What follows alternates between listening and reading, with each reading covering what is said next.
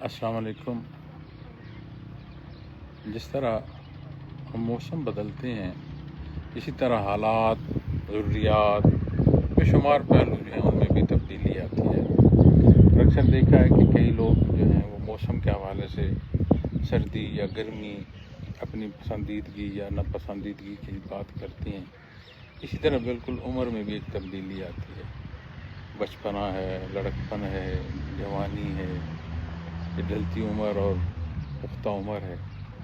میں یہ سمجھتا ہوں یا آج تک جو اپنی زندگی یا اس کے تجربات سے میں نے سمجھا ہے وہ یہ ہے، ہر زندگی جیسے ہر موسم میں اس کی اپنی خوبصورتیاں بھی ہیں، یقیناً اس کی تکالیف بھی ہوتی ہیں، لیکن اس کی اپنی خوبصورتیاں اور رعنائیاں بھی ہیں۔ اسی طرح جو ہر عمر ہے اس عمر میں بھی ایک اپنی ہی خوبصورتی ہے، یقیناً اس کی تنگی تکلیف بھی اپنی ہوتی ہے۔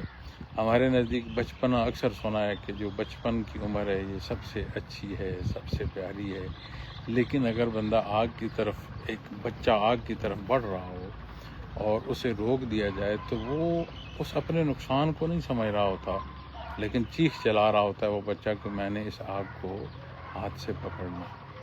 تو وہ چیخ چلا رہا ہے اور اپنے آپ کو تکلیف میں وہ مبتلا کر رہا ہے، حالوں سے سمجھ نہیں کہ جہاں میں نے خواہش کی ہے وہ خواہش میرے لیے کتنی تکلیف دہ ہے۔ اسی طرح ہر عمر کے ہر پہلو میں ایک خوبصورتی ہے، لیکن موسم ہو یا عمر ہو، ضرورت اس عمر کو دیکھنے کی ہے کہ ہماری چوائس کیا ہے، ہم نے کس راہ کا انتخاب کیا ہے۔